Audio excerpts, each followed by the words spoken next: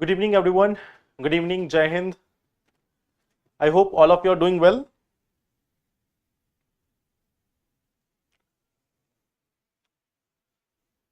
Good evening, everyone.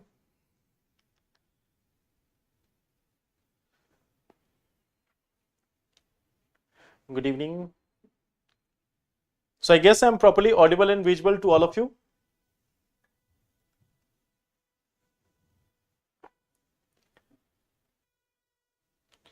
I hope I'm properly audible and visible to all of you. Just confirm me once.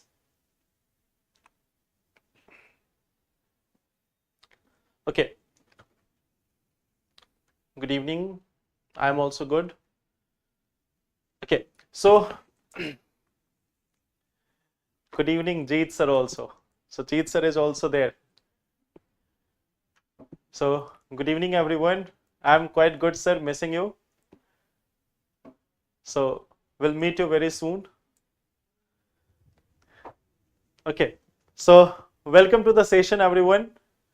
And in today's session, the topics which we are going to study, the topics which we are going to discuss is, first on, we are going to talk about this Pahalgam terror attack also. We are going to talk about this topic, the Pahalgam terror attack, that what are some of the major terror attacks in the past in this area, what are the reasons behind it, and what should be done in order to get rid of this, that what has been the causes behind this, what are the factors responsible for this, and how we can get rid of this. Okay, so this is first topic which we are going to talk about.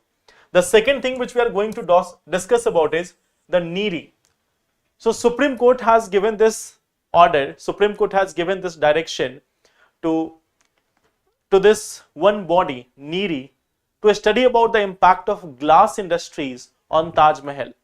So in today's session, we are going to discuss about this NEERI also, and we are going to discuss a very important thing about the architecture of Taj Mahal. This architecture of Taj Mahal is very important from the part of prelims. So we are going to discuss that also.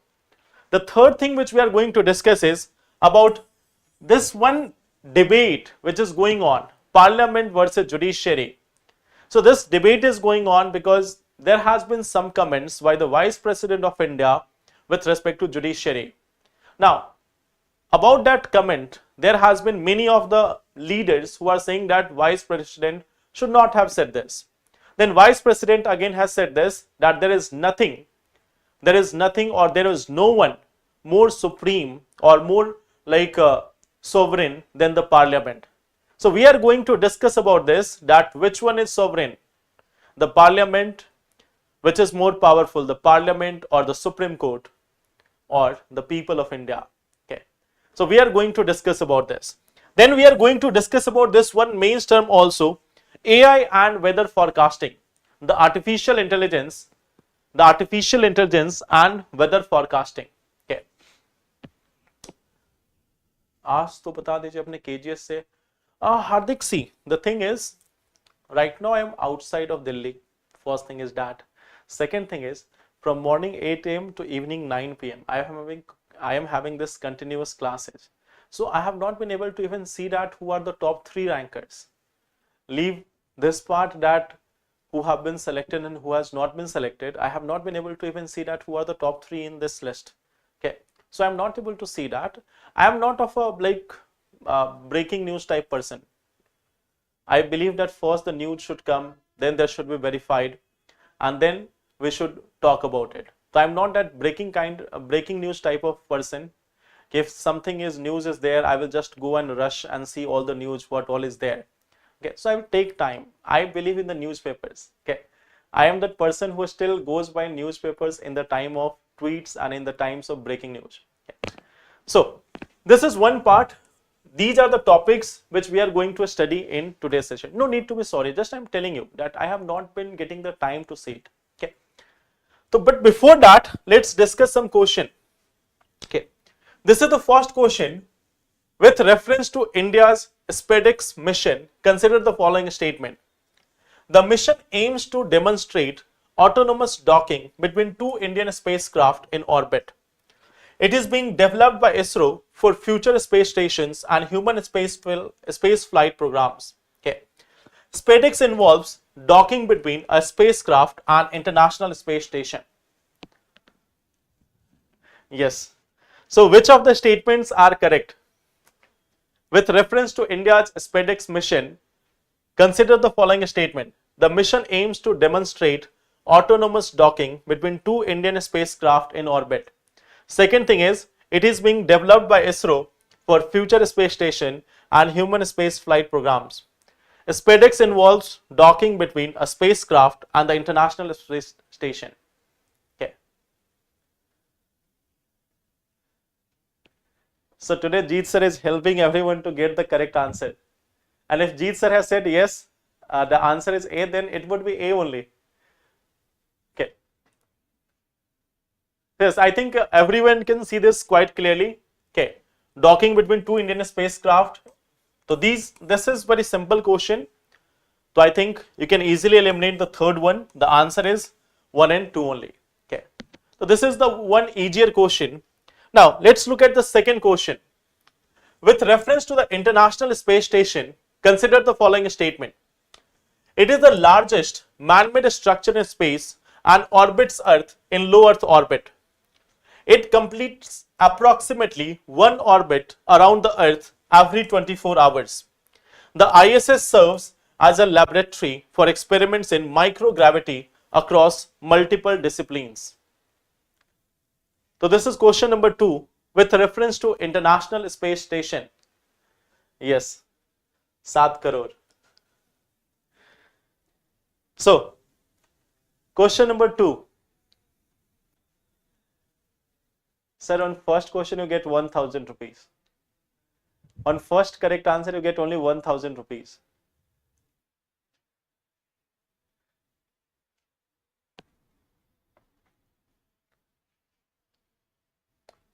So B option.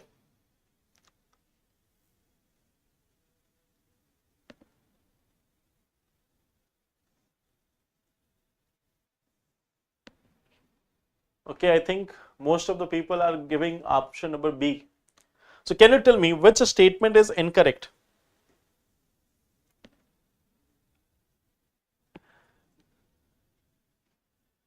Which statement is incorrect here?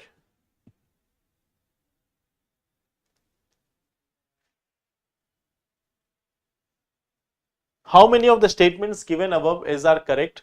First is saying it is the largest man-made structure in space and orbits Earth in low Earth orbit. Second is saying it completes approximately one orbit around the Earth every 24 hours. Third is saying the ISS serves as a laboratory for experiments in microgravity across multiple disciplines. So which one is incorrect? Second one is incorrect.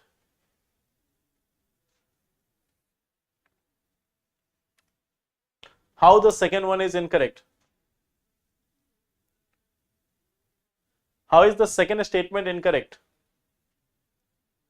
One of them is incorrect for sure, but how the second one? Answer is B, that is for sure. Answer is B only. One of them is incorrect, but you have to tell which one is incorrect. And if second is incorrect, then how it is incorrect?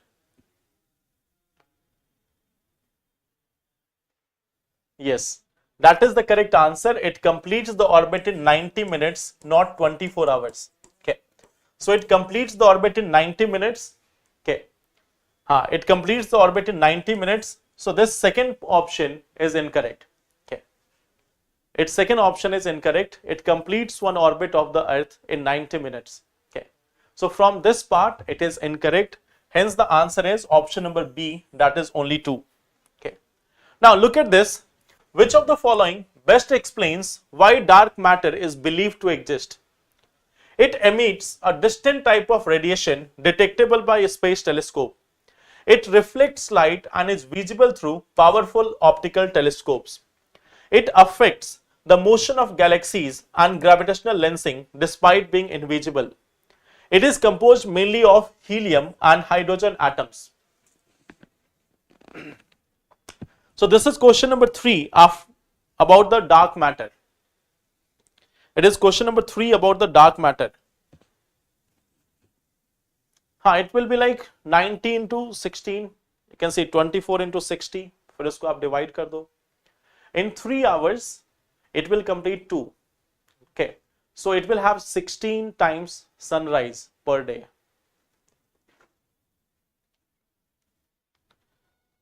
(16 orbits).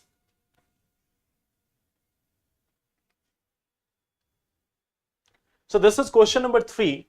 Which of the following best explains why dark matter is believed to exist? First is saying it emits a distinct type of radiation detectable by space telescope. Third is saying it reflects light and is visible through powerful optical telescopes. Third is saying it affects the motion of galaxies and gravitational lensing despite being invisible. And fourth is saying it is composed mainly of helium and hydrogen atoms. So which one is correct? I think most of the people have gone for option number C. Okay, so C is the correct option also. Basically you can see gravitational lensing we have seen, the light is bending there. Remember one thing, it is not reflecting the light.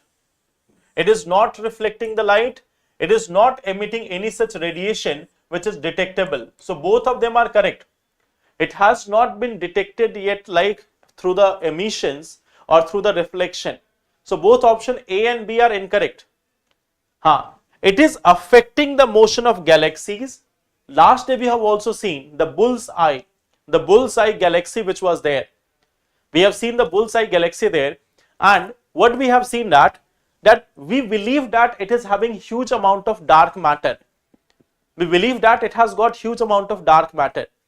So from there we have the hope that it will help us to recognize what exactly is dark matter.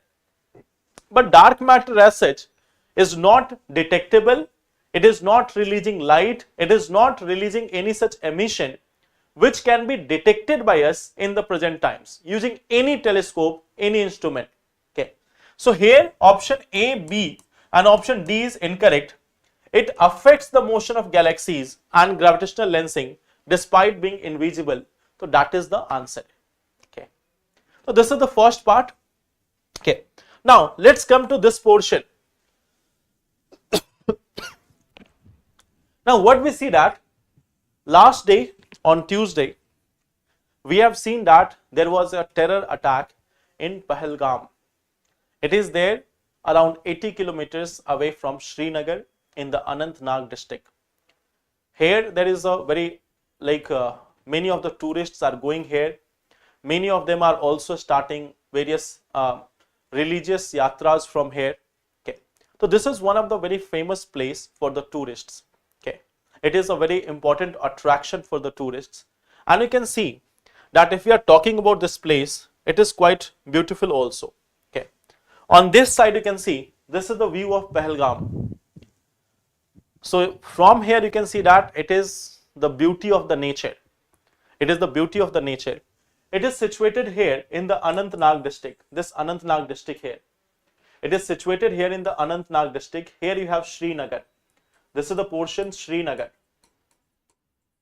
And we have this Pahalgam. Okay. An area in the Anantnag district. Okay. Just near it, you can see this is the area which is called Pulwama. Okay. This is the area of Pulwama. This is the area of Srinagar, and this is the area of Anantnag. So you can understand this is a very high profile zone. This is a very high profile zone. This is a very important area. In the past also we have seen that in Pulwama there was attack on the soldiers of India. Okay. And we see that there is continuous attack. We see that from time to time there has been continuous attacks from multiple militant outfits in this area. Okay. And there are 4 militant outfits which are popularly here or very prominent here. One is of course Lashkar-e-Taiba. Okay. What we seen that there is one of them Lashkar-e-Taiba. Okay. There is another one Jaish-e-Mohammed. Jaish-e-Mohammed. Then we have Hizbul Mujahideen.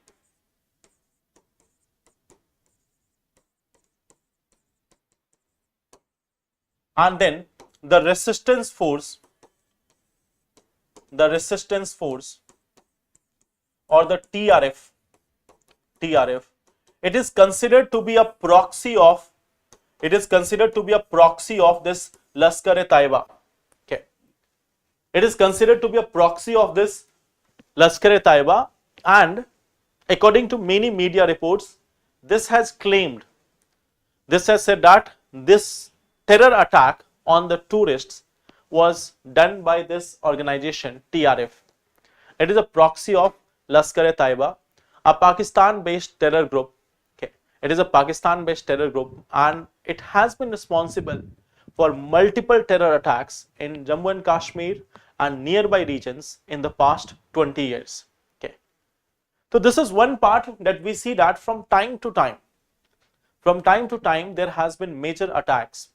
If you just look at from 2000 to 2025, there has been like almost every year there has been some attack on civilians.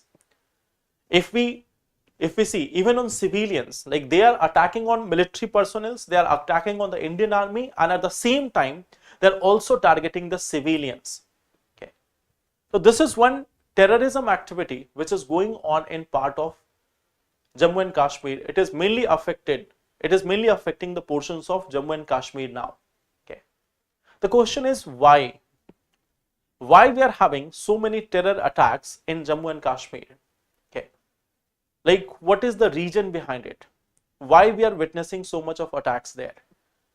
Jammu and Kashmir is having one of the highest, you can say, highest number of military personnel in that area. In comparison to any state or any other locality, it has got significantly high number of military personnel, and this is one of the most sensitive area for India. Despite this, what we see that there has been continuous attack. So why we have not been able to stop this? What do you think? What is the reason behind it? So according to you, what is the reason why we have not been able to stop these type of terrorist attacks in Jammu and Kashmir? What do you think? What is the reason?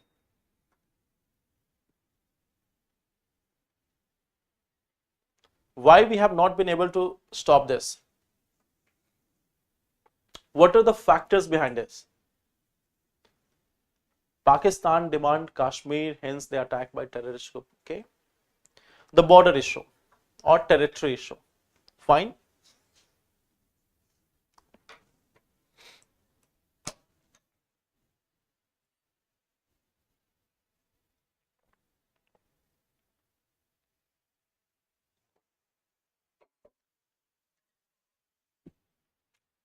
Like that is one of the key issue, but you know that demand itself is not justified. That demand itself is not justified. We have seen that the king of Kashmir, he has decided to go with India. So this one part, that Kashmir, the demand of Kashmir by Pakistan, it is not justified at all. On what basis, on what ground they will demand Kashmir? Kashmir was not supposed to be part of Pakistan at all. The people of Kashmir has not said that they want to become part of Pakistan. Okay, so that is one part, that what we see that like the root cause, of course this is a territorial dispute. Okay, the territorial dispute between India and Pakistan.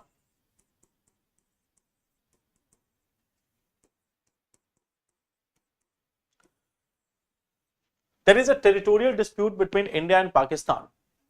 But see, Pakistan is not able to manage Pakistan. How they will manage Kashmir? Pakistan is not even able to manage this portion of Pakistan themselves.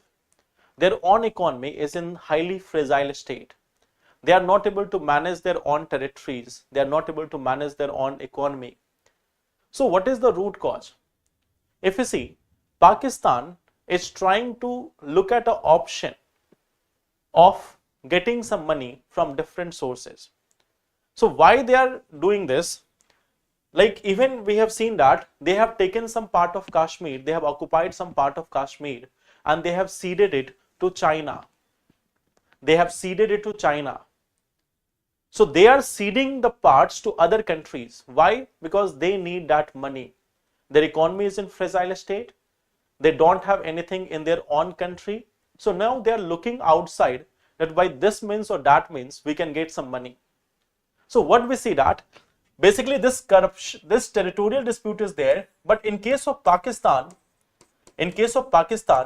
first we see that the corruption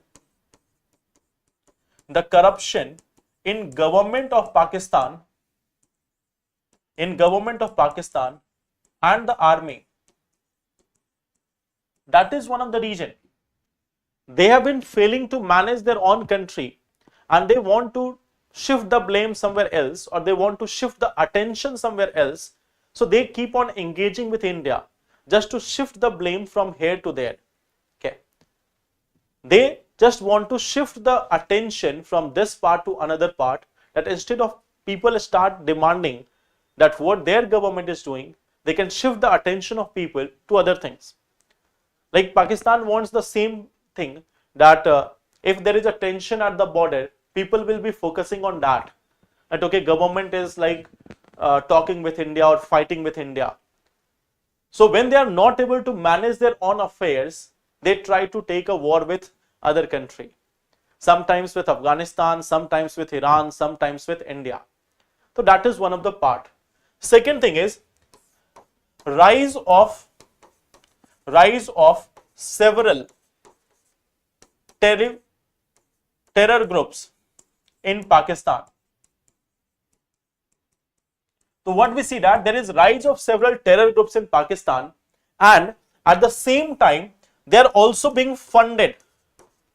They are also being funded by the Pakistan Army or Pakistan State, Pak State, which consists of army as well as the support from the army in forms of training, in forms of the weapons and all. Okay. Then we also see that Pakistan is also one of the major supplier of drugs. They are also looking for drug smuggling. They are also looking for weapon smuggling.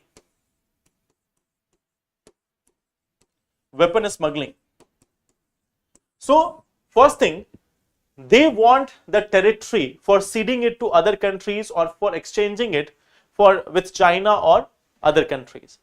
Second thing is they have to smuggle their drugs, they have to sell their weapons, they need some scapegoat, and then they try to radicalize the people in Kashmir or nearby regions. If Pakistan is so concerned about any territory, they should be first concerned about their own territory. They should not be concerned about what's happening in Kashmir or other places. They have to be first concerned about their own territory, how they're managing it. But so they start focusing on all these things. Okay. Now this is their part. On our part, like where we are missing, like the missing or the loophole, the missing factor or the loophole, where we are lagging in terms of we have not been able to check the infiltration across the border of Pakistan. Okay, we have not been able to check this infiltration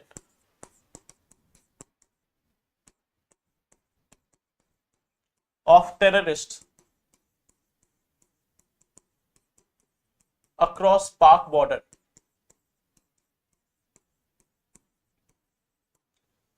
So we have to also check on that. Earlier people used to understand that the entire portion of Jammu and Kashmir is affected. Now you can see it is a smaller portion, the portion of Kashmir which is more affected. The entire Ladakh and all regions are not that much impacted by terrorism or these activities. It is the smaller portion, the 20 districts of Jammu and Kashmir.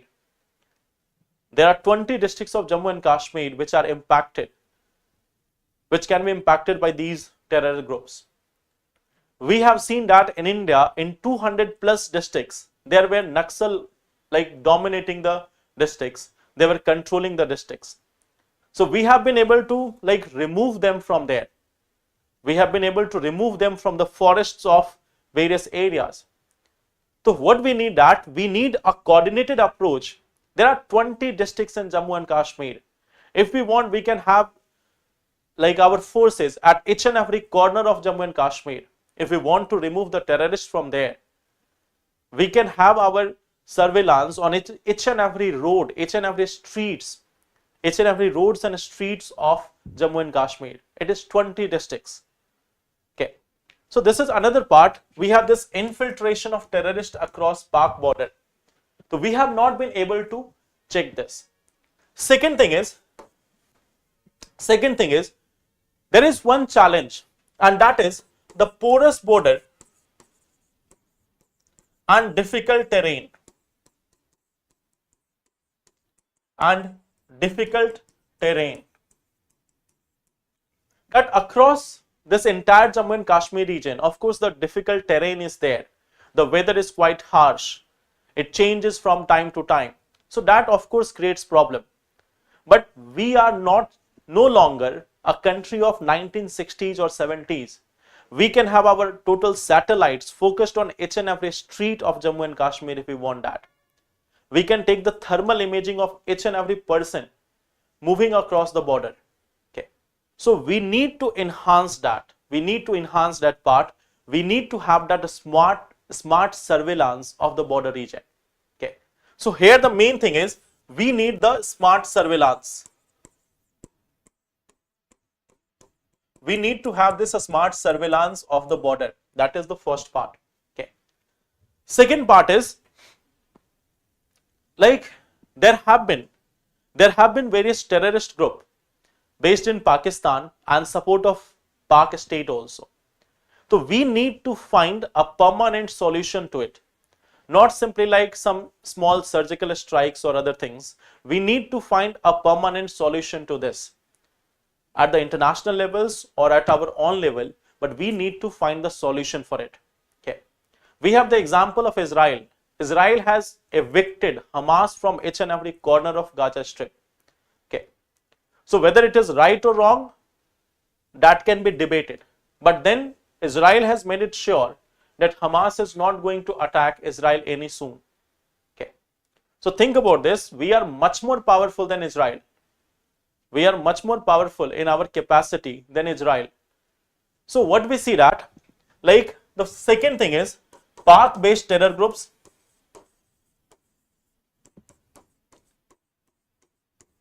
Pak-based terror groups and at the same time support by Pak state.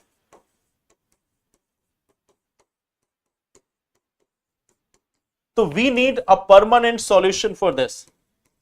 It can be through diplomacy, it can be through the diplomacy, or it can be through the other means. Okay. It can be either through diplomacy or we have other options. Okay. So that is also one part, that this is the second portion, permanent solution to this Pak-based terror groups and support by Pak state. There is third part, the radicalization of youth. They are using social media and various other things to radicalize the youth of Kashmir. But then think about this.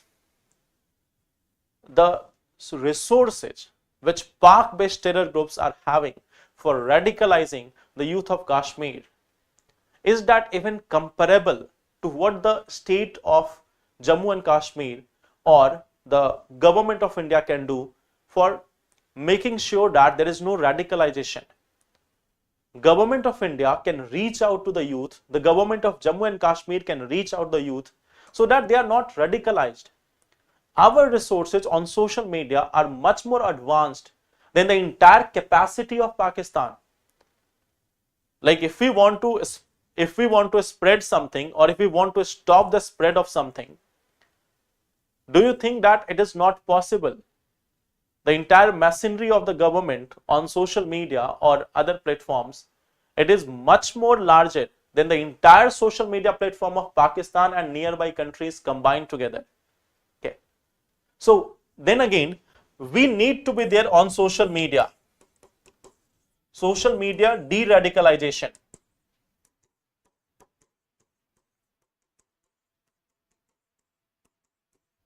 If someone can spread rumor,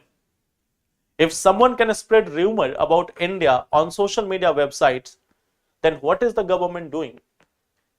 We have much more bigger capacity. We have much larger capacity as compared to any terror groups based in any part of the world. You know that India is a country with 100 crore internet users. And our government machinery using social media is also a large machinery, a very capable machinery. You have seen that many a times, even a small thing is there in India, we can make it trending on Twitter, we can make trending or viral on any of the social media websites. So somewhere our population is of use. At least somewhere we have the population for use. So we can have regular exchange programs with Kashmir and other states of India. Why we are not having that cultural exchange programs? Why we are not having the regular contact of people of Kashmir with other parts of India, with other states of India? So there is a need of engaging with the people. The more we engage, the less is the alienation, the lesser is the chance of radicalization. So what we need is we need more engagement. We need more engagement so that there is lesser radicalization.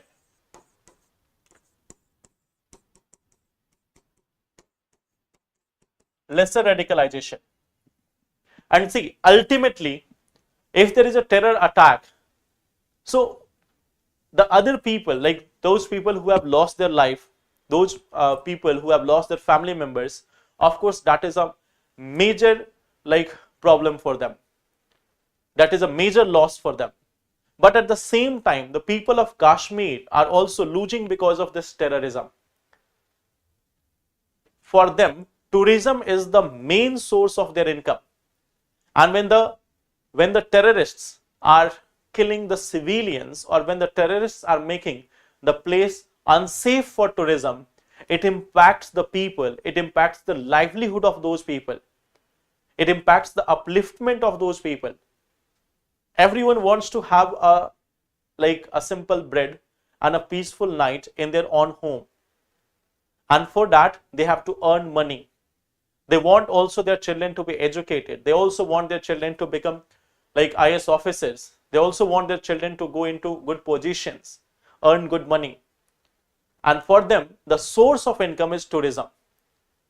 So you may have seen that over the last one day, there have been many protests in part of Kashmir against the terror groups by the local people. The local people are themselves protesting against the terrorist groups, that they are targeting the tourists, and this is not good for anyone. Okay. So this is one part, the terror attack, and what is the loophole on our side, and what is the challenge, what is the solution for this. Okay. So I hope this part is clear.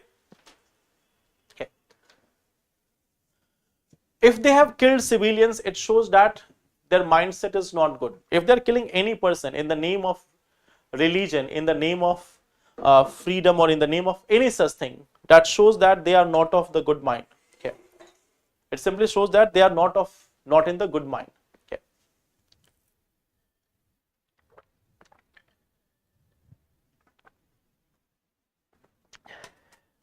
KGS की एक branch वहां खोल देनी चाहिए. हाँ, this is one good suggestion.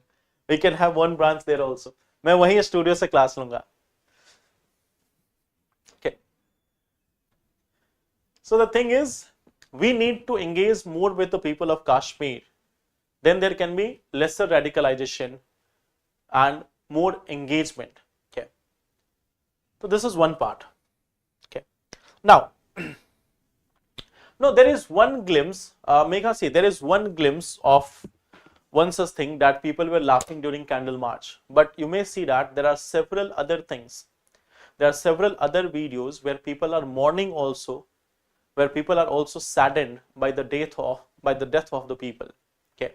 So sometimes you also have to see the context. There is one simple part. There is one simple part. The shorts videos or the one snap of any picture cannot give you the clarity over the entire issue. It may have been in different context. Okay. So the thing is, you cannot just believe on what is there on just a short video. You have to see the other aspects. You can see many such other videos where you may have seen that people are actually saddened by the death of people. Okay. In various videos, you will find that people are very afraid themselves also, because this is not just an attack on tourists or other civilians. This is an attack on their livelihood also. Okay. So you have to understand the entire story. Okay. You have to understand this entire story. There is a general perception. There is a general perception in the mind of the people, that people of Kashmir are different. In the same manner, people of Kashmir are also thinking that people of other states of India are different. Okay. So that perception itself has to be broken. And that can be done only when you engage with people. That can be done only when you are having engagement with people. In our country, it is there is one problem. Social media was supposed to connect people. Social media was supposed to connect people. In fact, what it has done, it has alienated them. It has created several groups, and those groups have started fighting among themselves. The social media is no longer the connecting path.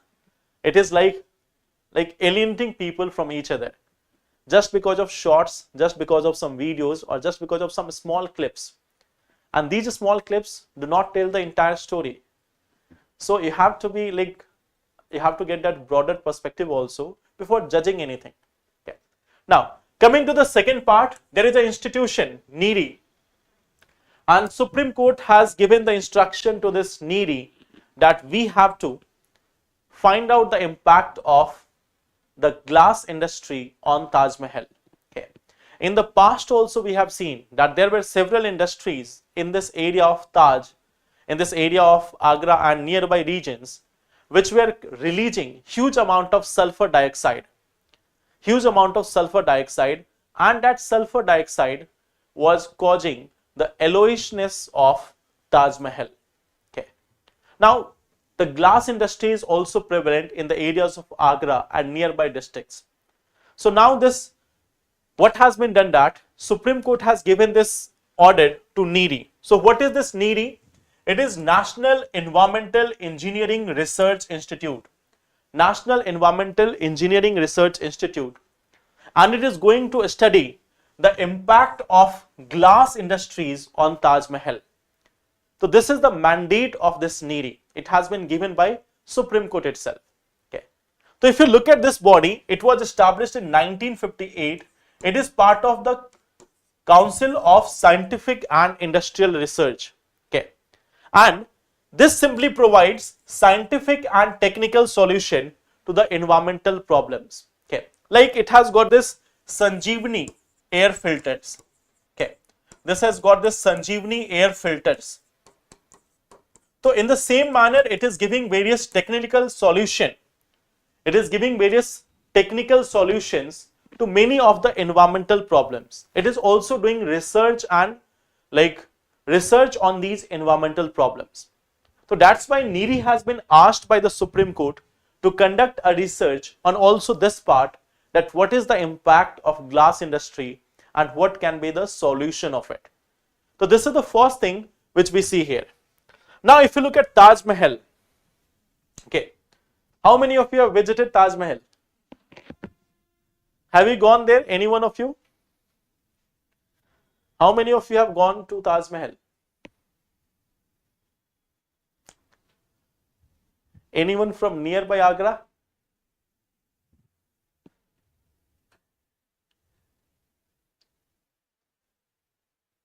Have you gone there or not?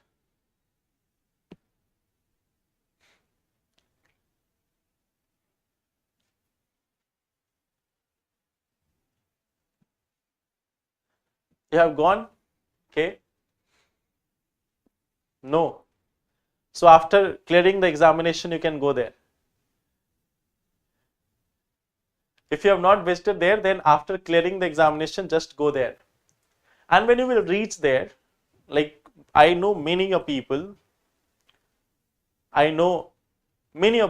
who have like just seen that okay, Taj Mahal may be any building, but when they actually visit there, they see the beauty of its architecture.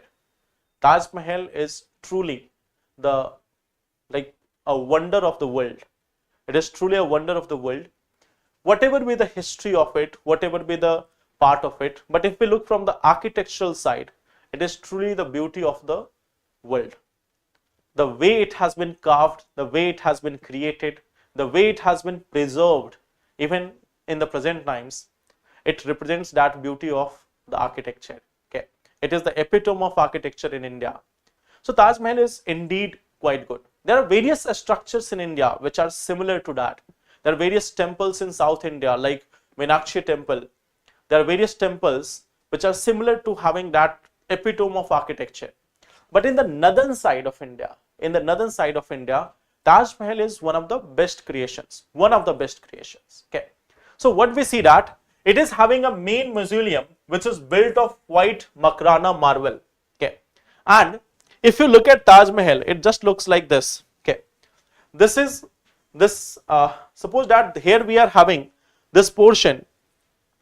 Here we are having this portion of Taj Mahal. So you will find that on this side you have river. On this side you have river Yamuna. On this side you have river Yamuna. And here you will find that there are charbagh. This is called a charbagh style. So there are 4 different gardens on its entrances. On this side also and this side also you will find that mosques are there and one building is there just for cemetery. On one side we have the mosque, on the other side we have a building just for maintaining that cemetery. Then on this side, this is the main entrance gate, and then there are other structures for providing that cemetery or for other purposes also. Okay. So this is the main part. From here you have this entry of the Taj Mahal, and from here you will see this Taj Mahal is located here at quite a distance. Okay. And the beauty of Taj Mahal is it has different colors at different time. Like sometimes it is appearing pink also, perhaps in the time of morning. In the time of night, it appears in a different color. So according to different time, the marble has different reflections also. Okay. It appears in different color as per the time of the day. So that is also beauty of it. Throughout the day, it will appear you completely white. Okay. And then according to changing time, according to the changing angle of sunlight, it has got different color as well. Okay. So what we see that when we are talking about this Taj Mahal, there is this main mausoleum which is built of Makrana marble and it is up to 73 meters in height. Okay.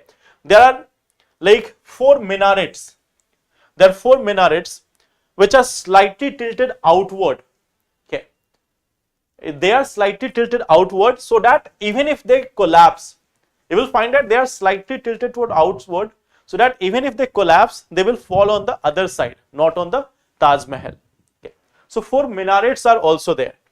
Then the interior tomb chamber, if you look at this, there you will find the cenotaphs of Mumtaz Mahal and Shah Jahan. Okay. They have intricate marble inlay. Okay. You will find that the marbles which are there, the pillars which are there, they have these very small marbles of different colors. So they are carved in such a manner. This art is called as Pitra Dura. Okay. They have intricate marble inlay, means on the pillars you will find that there is engraving of marbles. So that is called as Petra Dura. Okay. They have various stones like jade, lapis lazuli, onyx and others. Okay. So this is one part. This is one part means tomb. The cenotaphs means they're like the tomb of these 2 people, Shah Jahan and Mumtaz Mahal. They are made there. Means their body has been preserved inside this. Like you see that in case of Islamism, there is creation of these structures after the death of the person, means when they are cremated. Sorry, when after their death, you will find that there is creation of a structure, rectangular structure. I am just forgetting its name. Okay, so that is being created here. It is called as cenotaph. Okay, then Charbagh garden is also there, and mosque and Jawab. So Jawab is basically the guest house. Okay. So there is a mosque which is there for prayers, and then there is a eastern building just to maintain the symmetry. Okay. So suppose that when we are looking at Taj Mahal, this is the mosque. So then here on this side, on the left side you will find mosque is there. On the right side you will find that there is a building just for maintaining the symmetry. It was used mostly as a guest house. Okay. So on this side there is the mosque, on this side you have the guest house where people can also live there during the time of Shah Jahan, not right now. Okay. So this is the structure of Taj Mahal. Okay. If you look at this, these are the minarets which are there. Okay. Then you will find that there is lotus decoration here. There is presence of lotus decoration here. Sorry, lotus decoration on this portion. Okay. Onion dome is there. The minarets are leaning outward. Okay. And then like you will find that there is one story. There is one story that it has been made on like the structure is made on this foundation of various trees. Okay, that there are some wood logs which are present inside this Taj Mahal, means present at the bottom of the Taj Mahal. So these wood logs or these wooden logs, they have this special property that during excess of water also, or during this lack of water also, they can survive. So the interior structure is not harmed. So it is built on a raised platform, and at the bottom of platforms there are certain trees which are used as a bedrock. Okay. So here you will find that there is use of also certain plants. Okay. There is use of certain plant logs, the wooden logs, which is protecting us even from the impact of earthquake and all. So even during earthquake, it is preserved because it is not directly on the ground, it is on a platform made up of wooden logs. So that is also one part about Taj Mahal. Okay. Now, coming to the third part. Apart from Taj Mahal, we have one more discussion going on in our country, and that is with respect to Parliament versus Judiciary. So what do you know about this? What do you know about this? Like, which is supreme, Parliament or Judiciary? In our country, which is more powerful, or which has been given the power by the Constitution of India to be more supreme? Is it the Parliament or is it the Judiciary? Which one is more powerful, Parliament or Judiciary?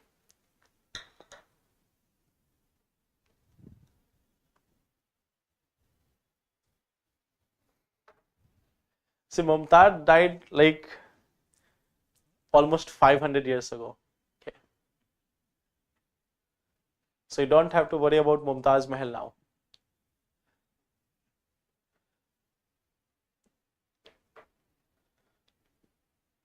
During the times of Mughal,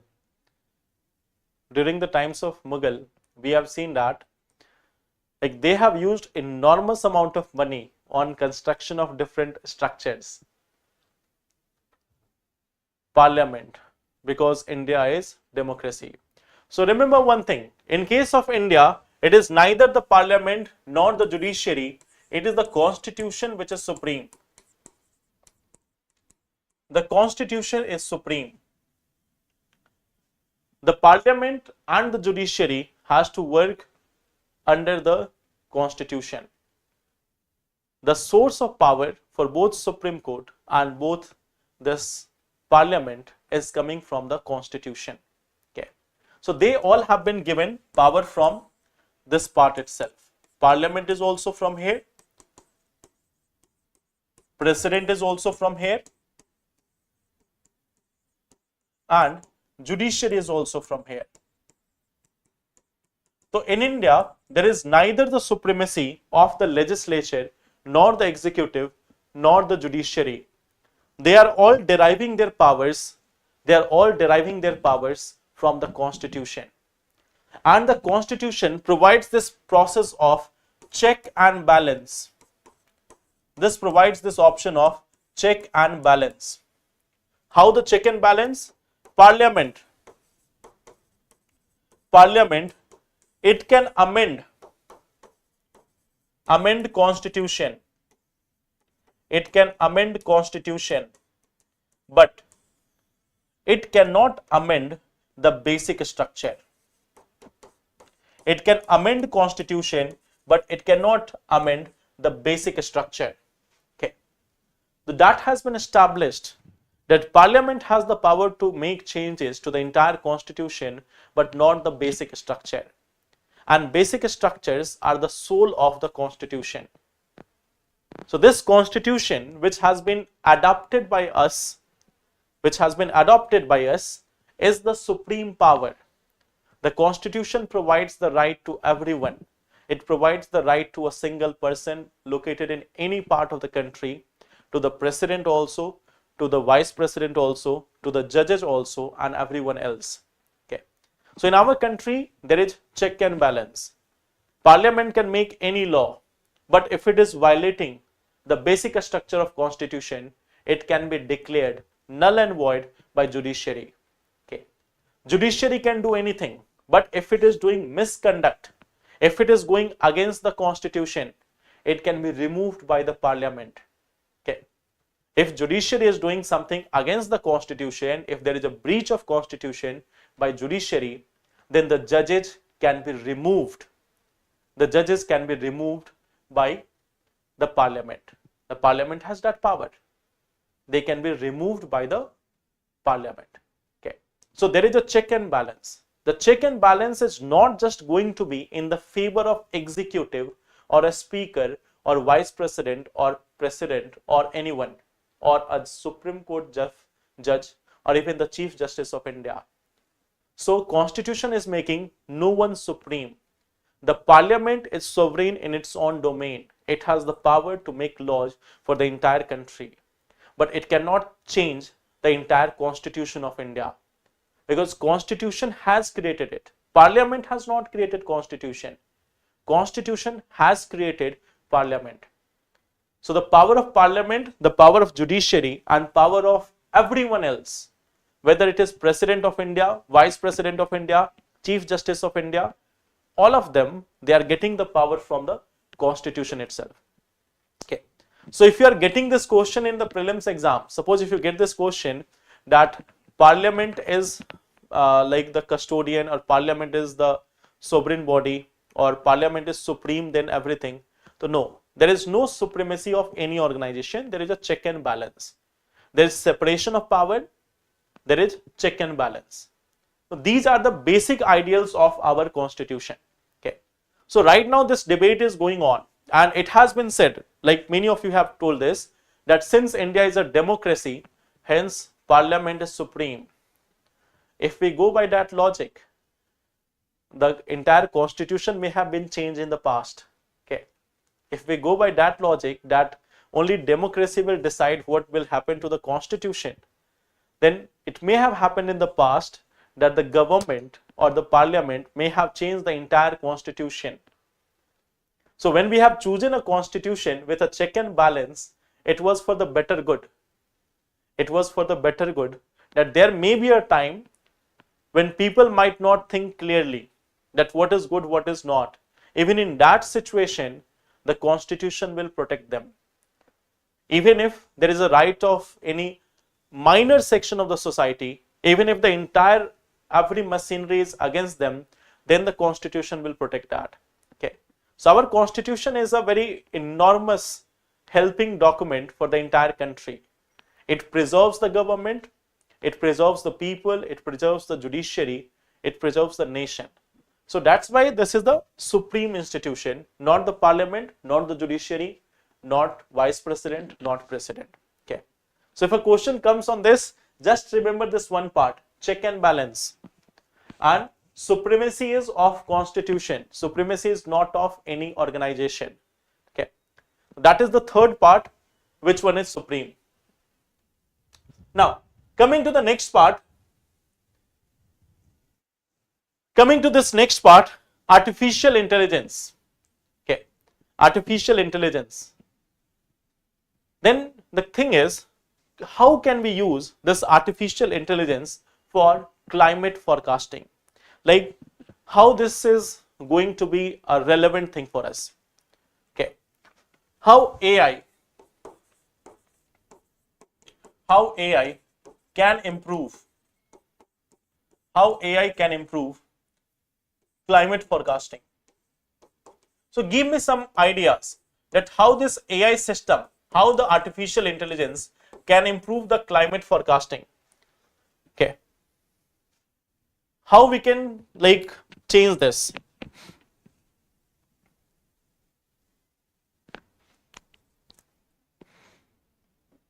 How this AI can be a changing factor in weather forecasting. Why this is a good choice? Why AI is considered as a good choice? See, first thing is, just let's talk about some specific point. It can check and verify historical data and trend. It can check this and verify the historical data and trend. Okay. Second thing, what it can do is, if we are talking about this AI can simultaneously consider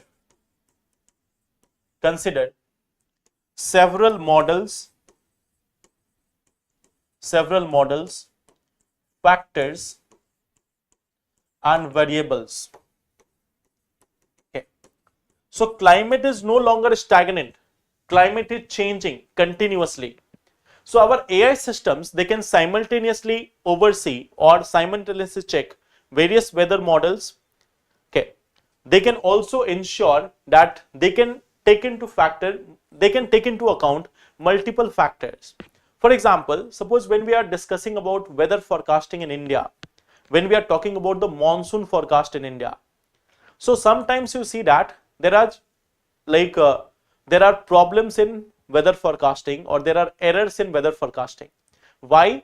We generally consider a few factors, but AI system can look at multiple factors simultaneously. It can see the El Nino La Nina effect. It can see the impact of Indian Ocean dipole. It can see the impact of Madden-Julian oscillation. It can see the impact of Arctic amplification. It can see the impact of jet streams. It can also see the impact of the heating of Arabian Peninsula and all. It can also see the impact of Tibetan area, Tibetan low pressure zone. So it can simultaneously take into factor multiple things. It can also check the weather cloud formation. Okay. So it can take multiple factors and variables, and using that it can analyze big data. Okay. The main thing is faster analysis of big data. Faster analysis of big data. Okay. At the same time, it can also run various simulations.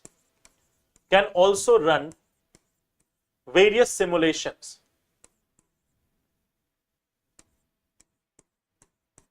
Can also run various simulations. Like suppose that when you are playing the games, when you are playing any game, like suppose you are playing cricket online, or you are playing hockey, you are playing chess, you are playing any such game online, or you are going for any such games like PUBG or anything. So then after certain time, you also understand that there is a pattern. If I do this, it may happen like this. If I am taking this step, it may cause this problem. So then AI has this option that it can try various simulations at the same time. And after analyzing all these simulations, it can give us a result. Okay. So it can give us result using the various simulations. So that is why AI system can give us or help us in a better or advanced weather forecasting. They can be monitoring it 24/7, and they can give us real-time changes in the weather condition. In the future, with changing things, they might also help us in estimating any such possibility of cloud burst situation. In future, of course, they can help us in estimating any such situation of cloud burst. So that can also be one of the possible uses of AI. But what we see that there are certain challenges. There are certain challenges. The number one is quality of data. AI can do all these things on the basis of data which is provided to it. And the data has to be provided properly. But many of our instruments, many of our observation satellites or observation stations, they are quite outdated. In that, they won't be able to give that correct data. Second part is the training of AI models. The training of AI models. That we have to train them for this purpose. Just ChatGPT cannot tell you that whether there will be accurate rainfall in India or not. Okay. So you have to train a proper AI model for this, that how they can be used for weather forecasting. AI has to train for that. AI is not having its self-intelligence. It has to be trained properly. Okay. So it has to be trained, and its accuracy improvement. Its accuracy improvement also has to be done. And for this, we need another thing, that is human resource. We also need the qualified human resource for training of the AI models. We also require those human resource which can train these AI models or AI systems. So right now, these are the challenges for which we have to find the solution. And if we do it, then this is the possibility that we can have a better climate forecast. And when we are having better climate forecast, then we will also see that there will be a better agriculture forecasting also, improvement in agriculture also, improvement in planning of projects also, urban planning also, and many other things. So what we see that this climate forecasting using AI is significant for us for improving all these things. So I hope that is clear.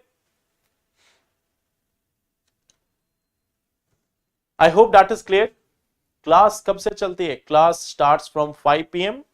Monday to Friday. Okay. So this is one question for you. What steps India must take to combat the menace of terrorism? This is one question for you. Try to think about this.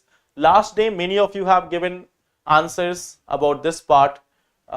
First, you have given answers about, like, prior to yesterday's class, a day before yesterday, I have asked question about this, that what are the solutions for air pollution in India? So you have given answer to that also. And last day, you have given answer to this question also, that when we are talking about India, what can be the solution for this pollution in India? I think that was the question last day. Here. Many of you have given answers. I have seen all of them. Many of you have given good points also.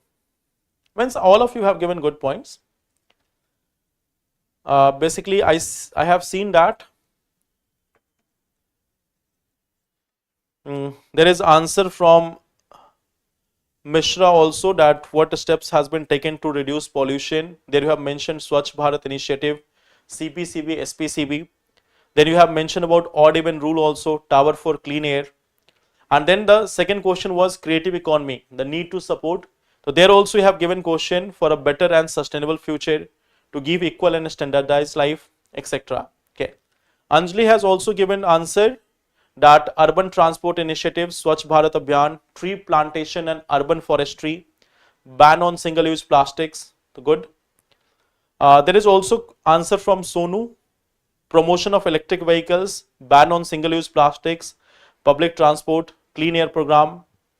You have mentioned about creative jobs also, like art, design, media, preserve and promote India's rich cultural heritage. So that is good. Okay.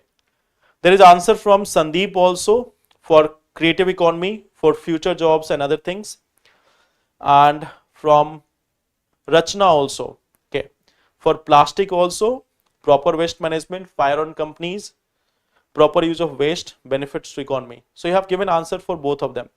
And there is an answer from Israr Ansari also, tree plantation, promoting electric vehicle, environmental awareness, and national clean air program. So this is the question for today. What steps India must take to combat the menace of terrorism? So try to give your answer in the comment box that what steps must be taken by India to combat this menace of terrorism. Okay. So let's meet in the next session tomorrow at the same time, and then we will discuss the remaining things. Okay. You will get the PDF of this session in Telegram. Okay. So thank you everyone. Take care.